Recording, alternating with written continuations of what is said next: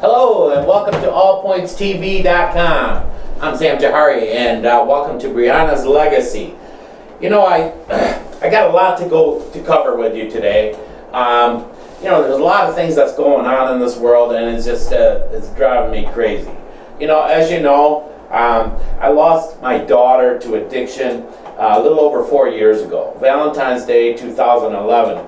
And to be honest with you, I feel like after I lost her, my eyes opened for the first time.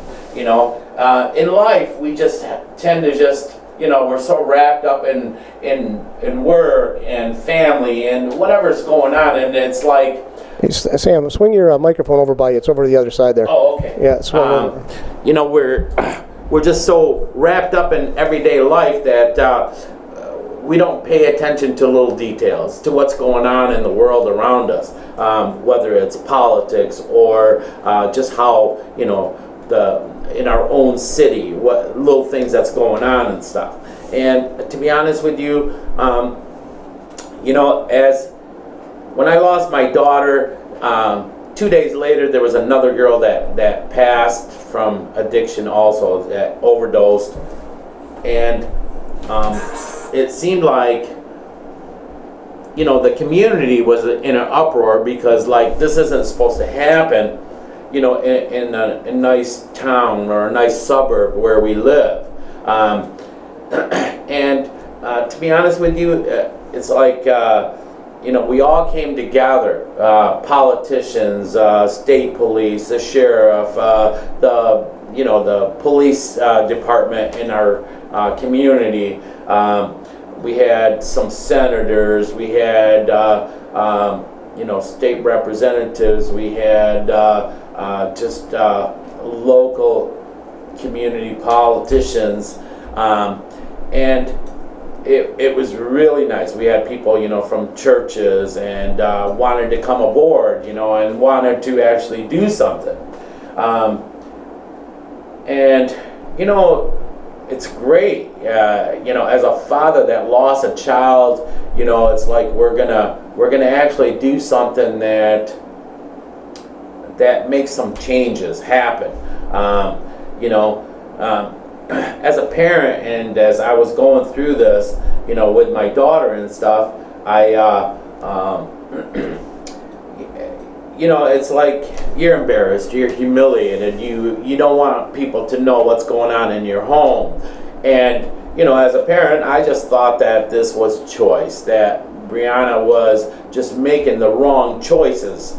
And really, I didn't know any better, okay? Briona was running away, and, she was with an older boy, and got her going on drugs.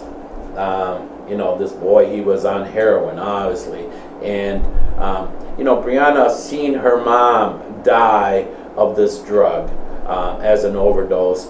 I just never thought that she would even try this, but come to find out, Briona she wanted to know what was so good in this drug that kept her mom away. And she couldn't help her mom, but she was hoping that she could help this boy. Where in the long run, this boy, he put the needle in her arm, and she was addicted and could not recover from it. And she ended up losing her life. But, the whole thing is, as everybody came together,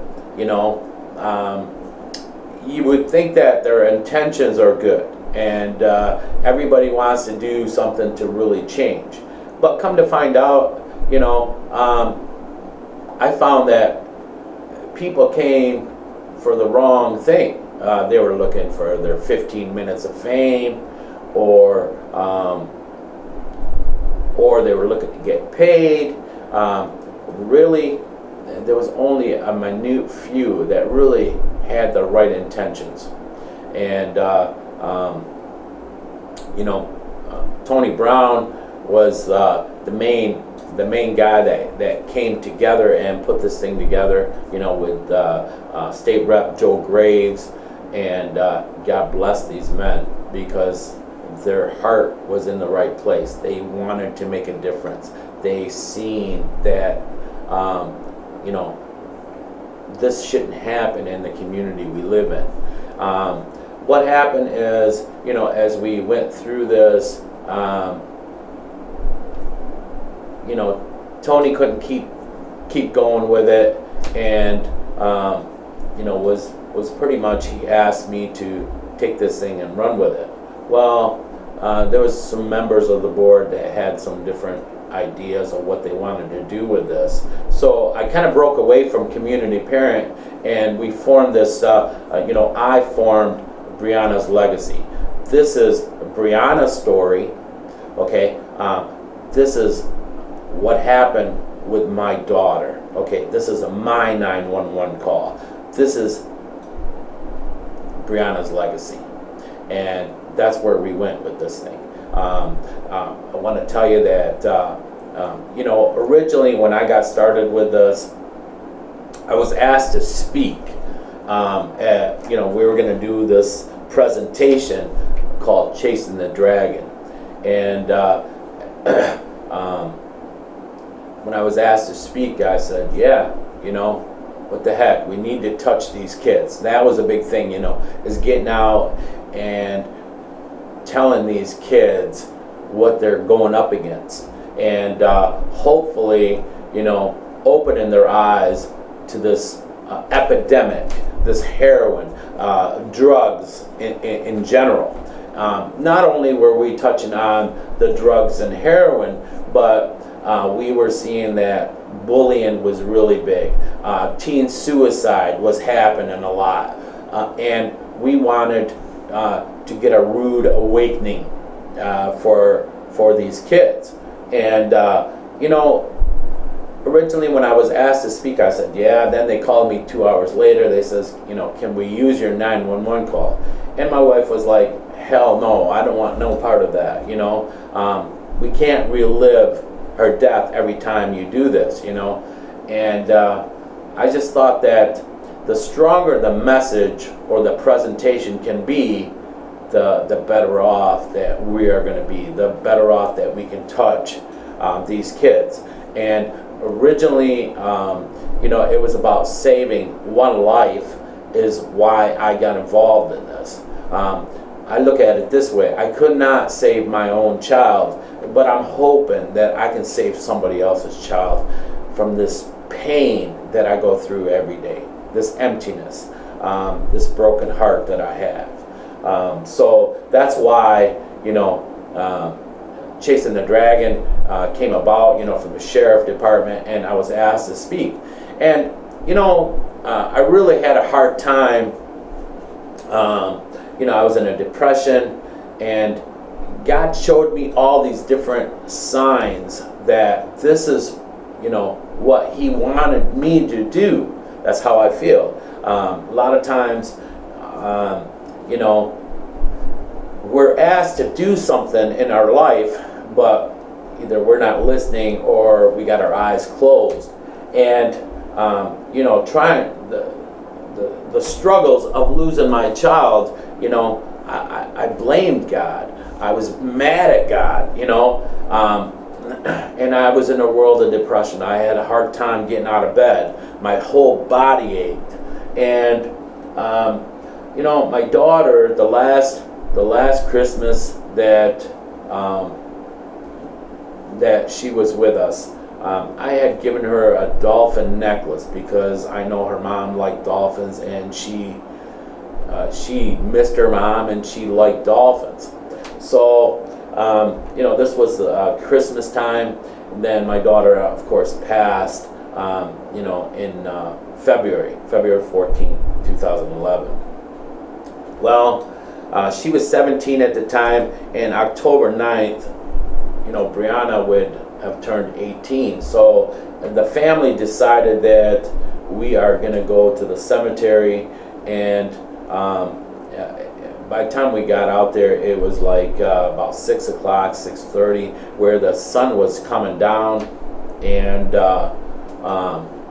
as we got there, up in the sky, the moon was just lit so bright.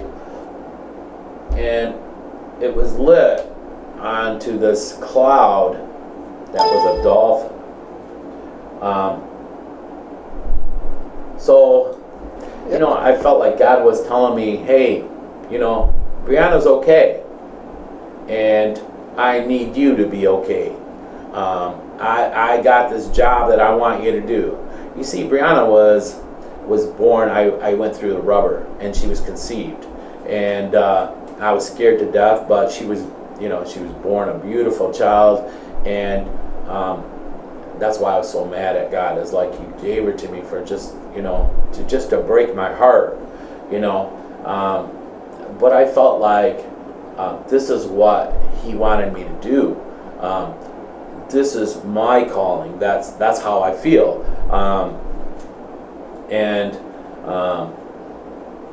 I just found that people's heart wasn't always in the right place. So my heart is, I want now, it's not about saving one person, it's about how many can we save? Because you see this disease, we lose 328 people every day to addiction. 328 people. And yes, my daughter died of a heroin overdose, and 2 days later her friend died of a heroin overdose. But 80% of heroin users, they start on prescription drugs. No one just jumps into the heroin. So I took this to heart, and I'm not going to let this thing die, because the way I look at it is, how many people can we save from Brianna's story? And to be honest with you, we've been in front of over 50,000 kids. I say we because it started with the community parent, but as president of the community parent, I was the one calling on the schools. I was the one getting the speakers. I was the one that was lining it up. I was the one that was, pretty much doing it all. So instead of having help, and I felt like I was, people wanted to push their authority or their weight when I'm doing all the work, instead of helping me to go into as many schools as we could. So Brianna's legacy is strong, and it's not chasing the dragon anymore. We are going to be slaying the dragon.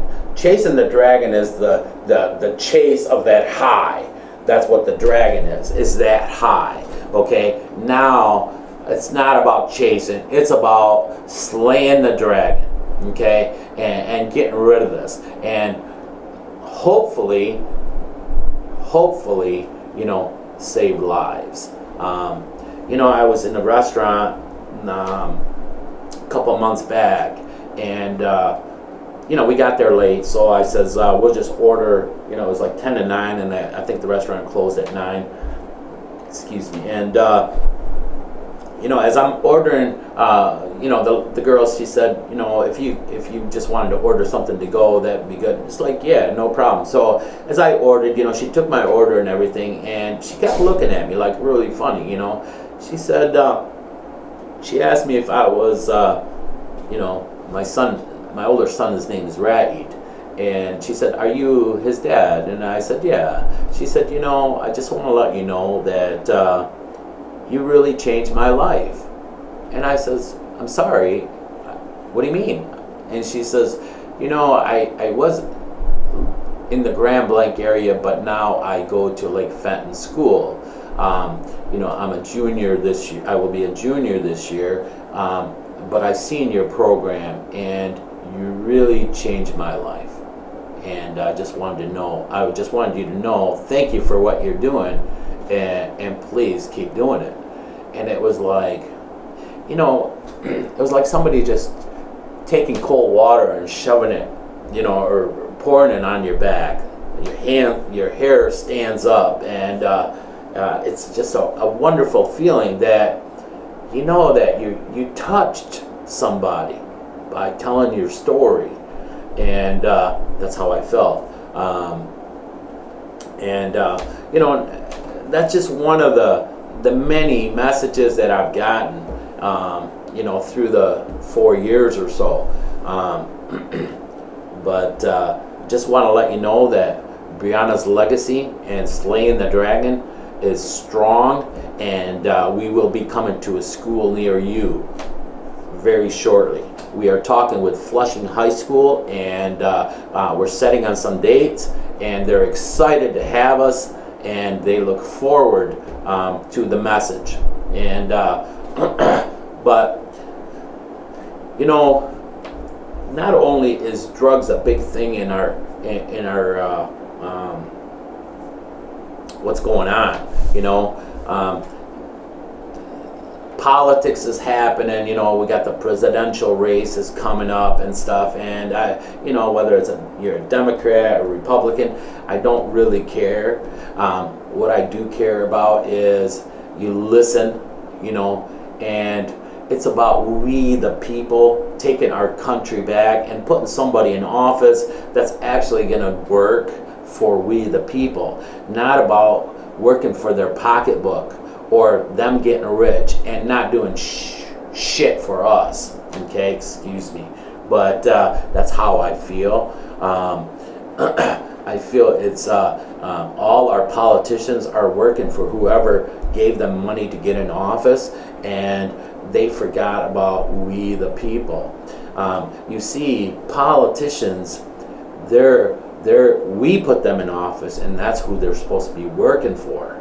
And I think as a people that we need to start throwing some people out on their ears.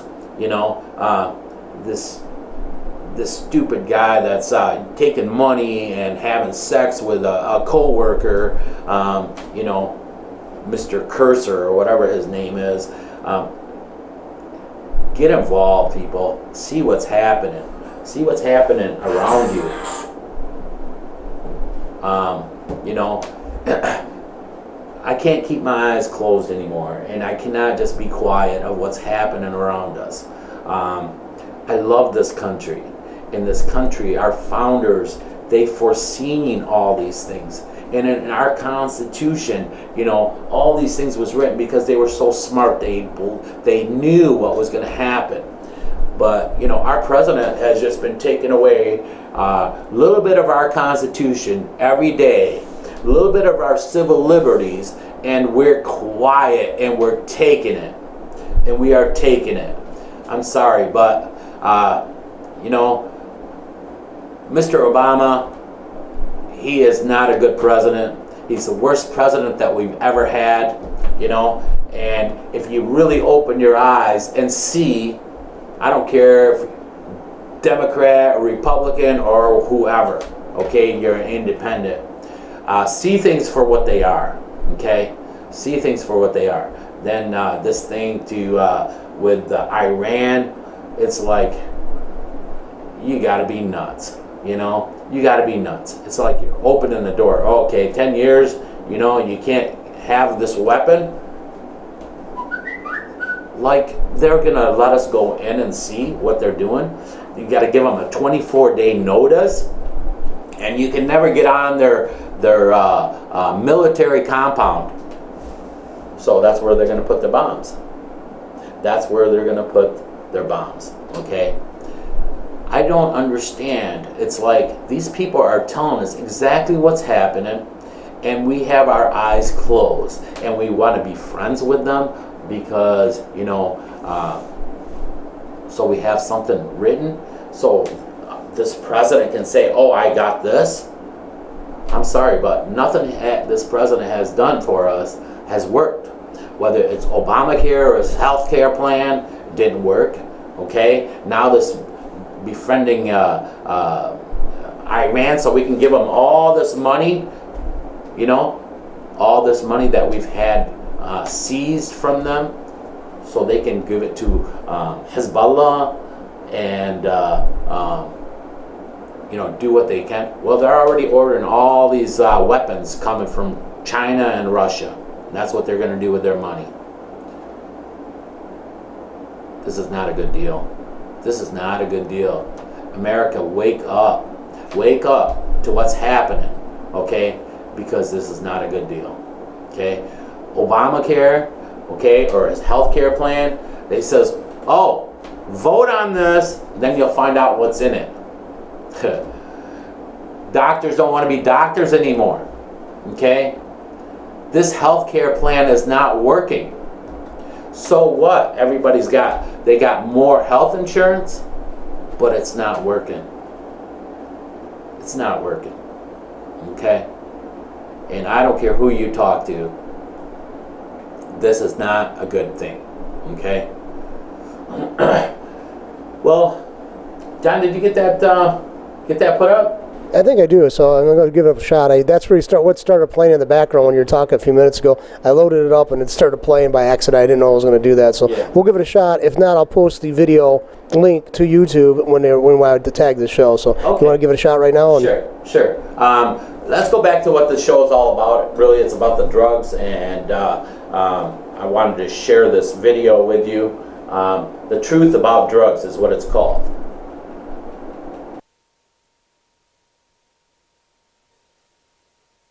Smack, dope, it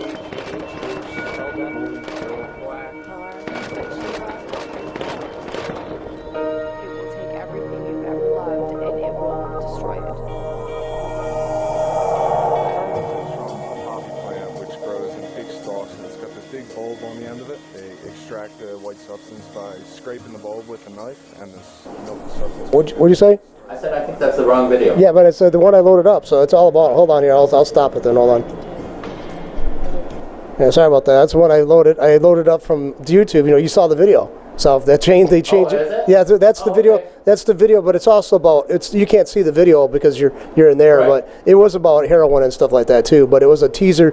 It might have been the teaser too that one you were talking about. I think that's from the that's my old documentary. Okay, maybe because okay. I did. Yeah. That's what we had on the. Okay.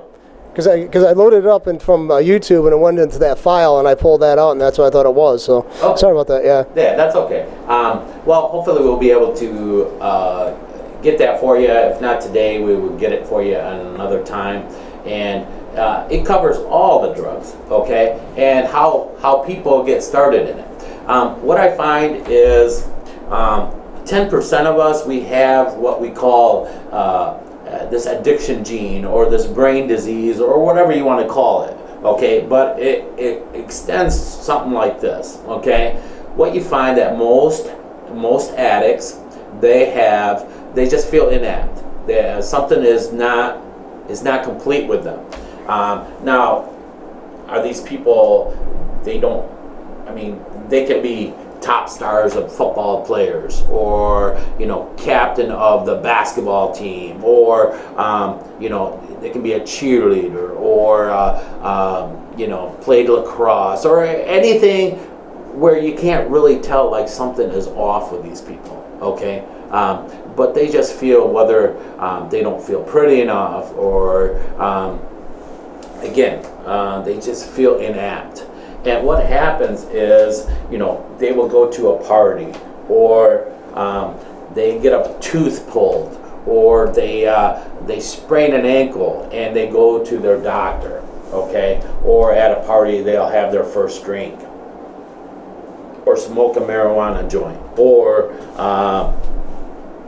they go and the doctor gives them pain pills, opiates, and it triggers their addiction.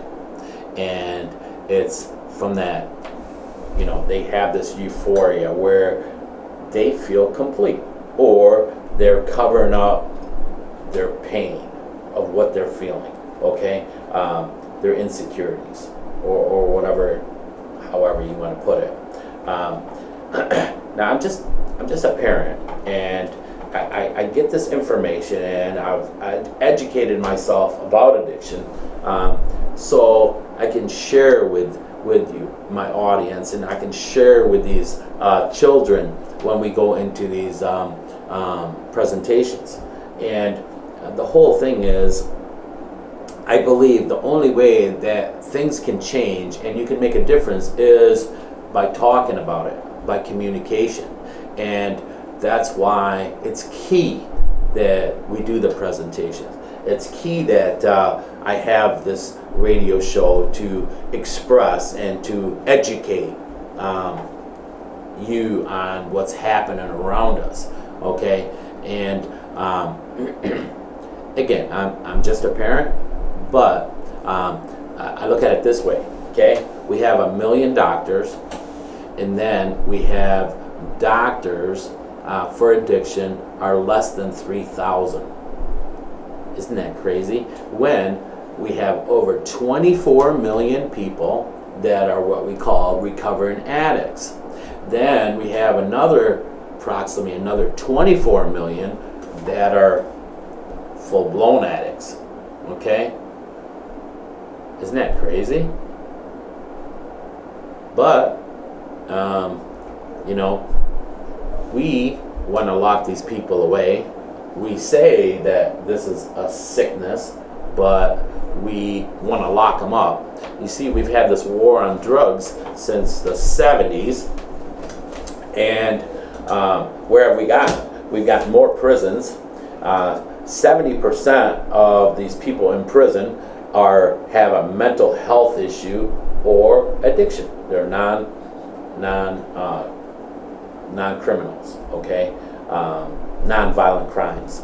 That's how they got in there, okay?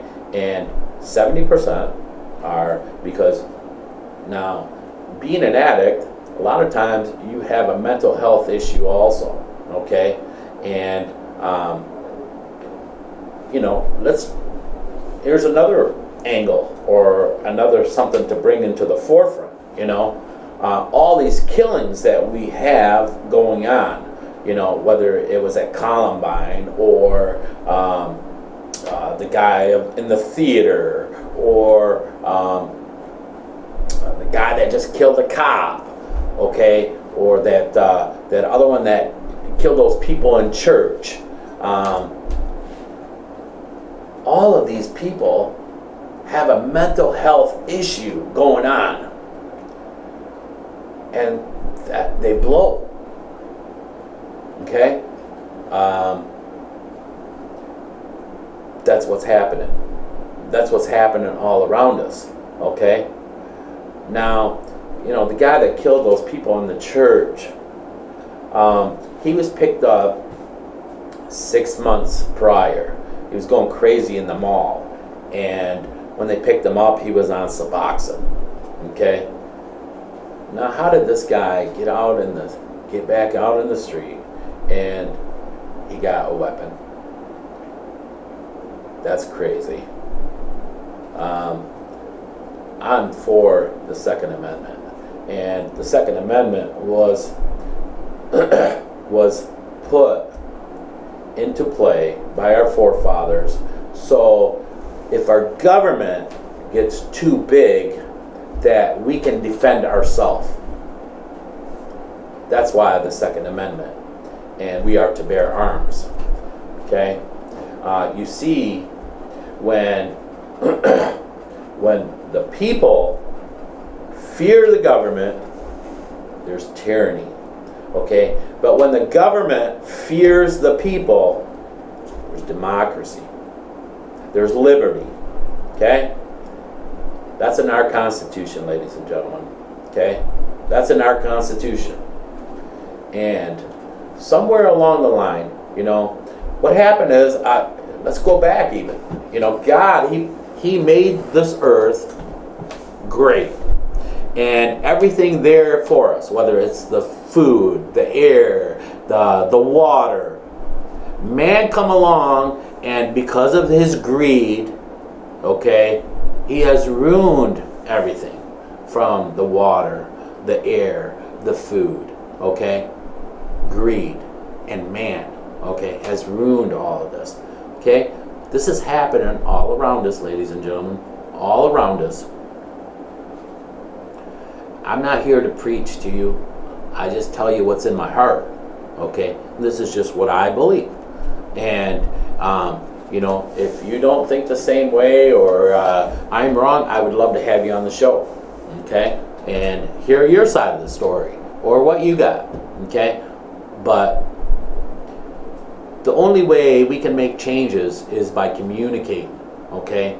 And that's why I come on the show, okay? I believe, you know, don't listen to what comes out of people's mouth because they lie, they cheat, okay? But when you see what they're doing, that speaks louder than their words. Their true colors comes out by their actions. Their actions speak louder than words. What's that saying? Something, do the walk or something, bullshit walks, or how's that go, John? You know? Let's see. Walk to talk, walk and talk to talk. Yeah. Walk the walk and talk the talk. Well, that's another way of saying it. All right. But something bullshit walks or something. Money talking bullshit walks. That's what I always heard. Oh, okay. That's what I always heard. Okay. All right. Thank you, John. I appreciate your input there. Sometimes I get this brain fart. You know, my brain just does not catch up or something on what I want to say. But thank you. So that's where we're at. Okay. We are looking at here sometime towards the end of September, going into Flushing High School, and we will be there for a couple dates. And we're excited about, you know, this is our new venture, where it's the old dance, just a different form, I guess, or different music. And I think the message has to be clear. So, you know, if we can save these kids, then we've done something. Not that we don't want to save these adults that are struggling, okay? But sometimes when you get to that point, you have to do it for yourself, I guess. But hopefully, you know, we can touch these kids so they can realize there's a problem before it gets carried out of hand, before it becomes crazy and to the point of no return. But this is what I was trying to tell you before. We lose, I believe we lose somebody to addiction every 13 minutes. Comes out to 328 people every day from overdose. And, you know, here's, you know, Mr. President, we had Ebola a couple years ago, and we lost one person to Ebola. And because of the stigma and stuff, you know, we lose 328 people, and nothing really is being done. Okay? You know, Mr. President, he came out, he made a czar, and you know, they built these hospitals for people to be treated for Ebola, and because we lost one person. But we lose 328 people, and we're silent.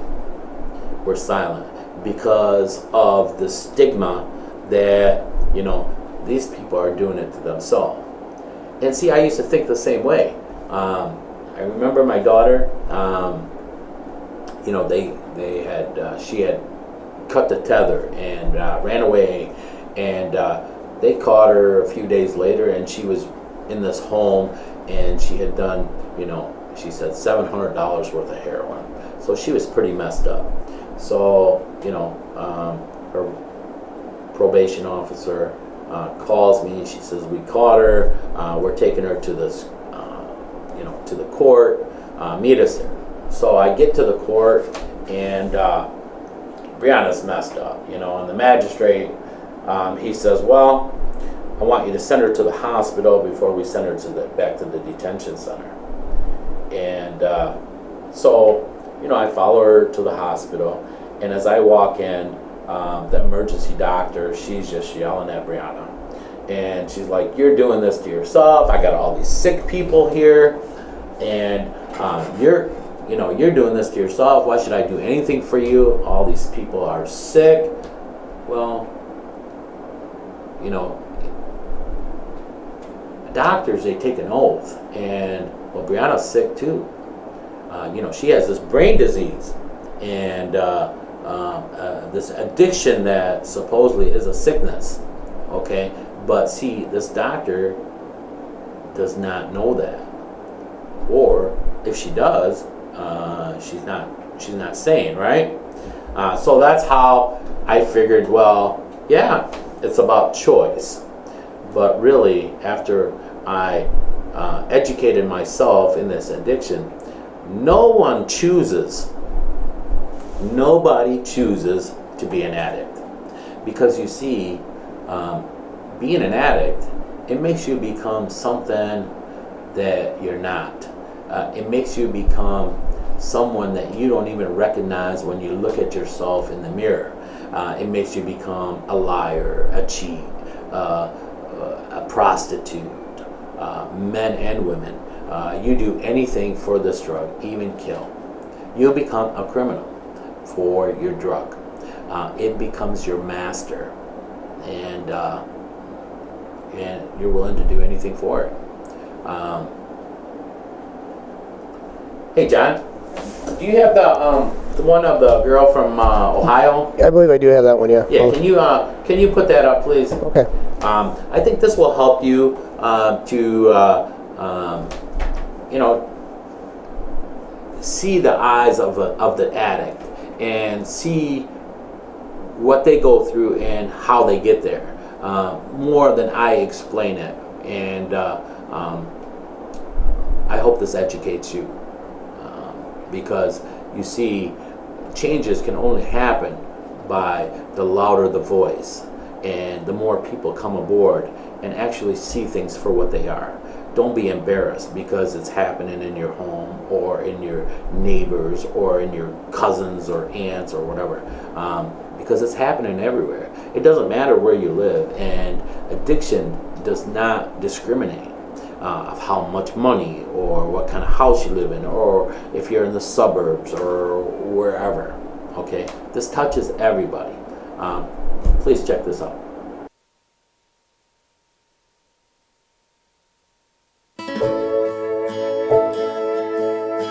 She had a smile that would light up her room. She had a passion for basketball. Then she picked up golf, and she was a natural with that. She really enjoyed the game. The one thing that caught us truly off guard going towards the end is we didn't realize how badly she felt about herself. Look at the pictures. Why would we think she had a self-esteem problem? Mm-hmm. But the fact of the matter is that was one of the major engines that drove her to areas where she really didn't need to go, didn't have to go.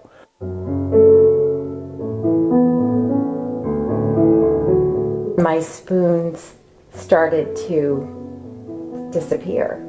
And I'm not talking, one or two. It'd be like, okay, I have like 3 spoons left. And I remember I had $150 some in my wallet. I had, when I went to pay that, I had $75.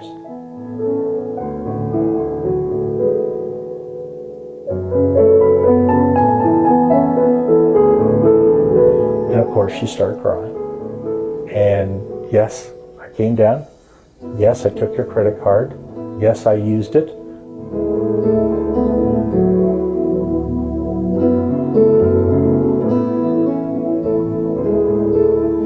And I remember going to court the next day and beautiful Marin, and then bringing her in, shackles on her ankles in these prison uniform. And I'm sitting there thinking to myself, how did we get here? I was just numb.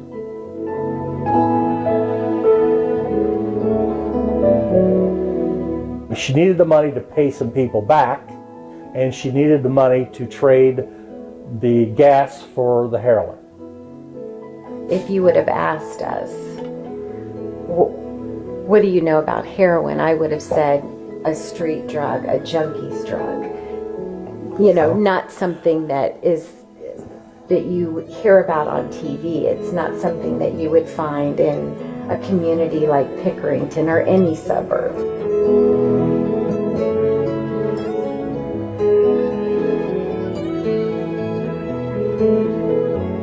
I mean,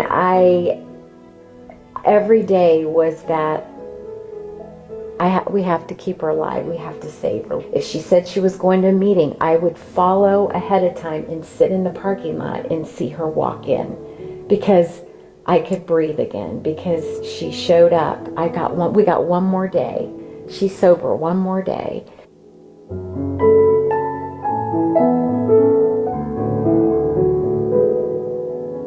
She never even had a car, but she still found a way to get it because they would just bring it to the house when we were sleeping.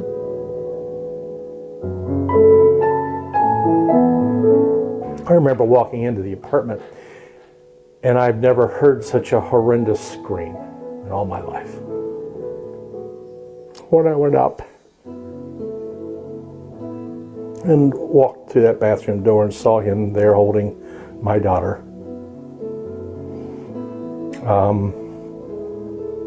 I knew immediately she'd passed away.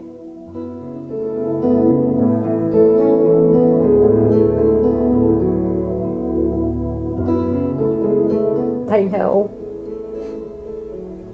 she really wanted to make it. And I know she doesn't want to see any other family go through what we have gone through. And I know she wants me to talk about it. And I found her journal that I bought for her. In her journal, she wrote a goodbye letter to heroin. Dear heroin, before I met you, I was full of life, at least from what I thought.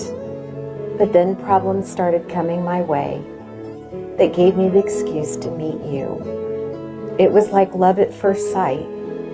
Not only did you do things for me, but boy, did I do things for you.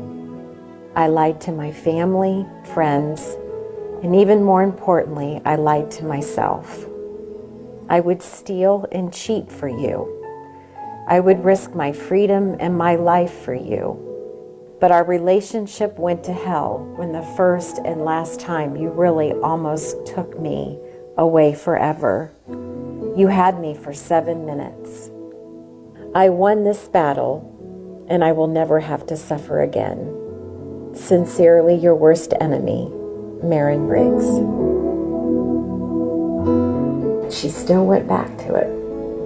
That it was still because of the grip it had on her. Do I miss her every day? Oh, sure.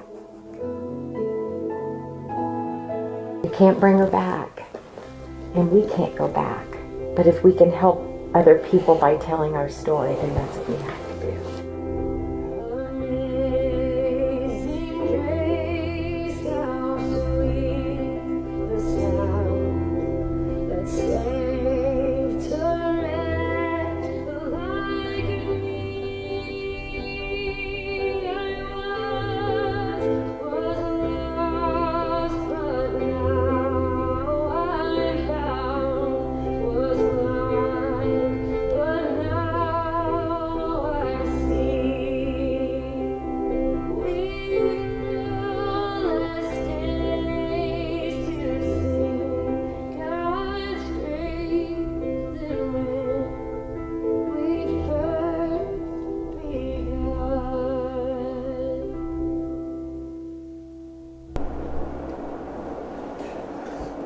Well, that's powerful.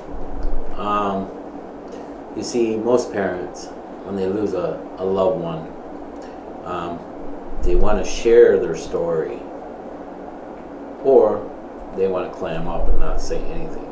But a lot of people, they want to share so they can make a difference. So hopefully they can save somebody else's life. Most addicts, they begin at 12 and 13 years old, whether it's marijuana or alcohol, pills. They start at a very early age. And I want you to jump aboard, and I want you to help me. I need your help. You see, I'm a strong believer that one hand doesn't clap by itself, and there are certain places, trying to scratch you can't reach. But the more that we have come aboard and joined this fight, the better off that we're going to be, and the better off that we're actually going to make a difference. I'm going to cut this short today. I'm coaching soccer now, and I've got a lot of things going on, but this is my passion. This is my calling, and I'm not giving up on this because I think you're worth it. Whoever is struggling, whether it's your child or your neighbor or it's you, I think you're worth the cause and this fight, that we bring it to the forefront, and hopefully we can break the stigma that goes with this, and we get help, instead of institution, help where we treat instead of locking people up. And I appreciate you listening today.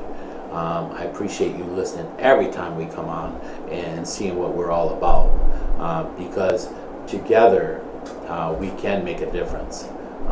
And I'm counting on that. I'm counting on you. Okay? God bless. Thanks for listening, and I hope you have a wonderful day.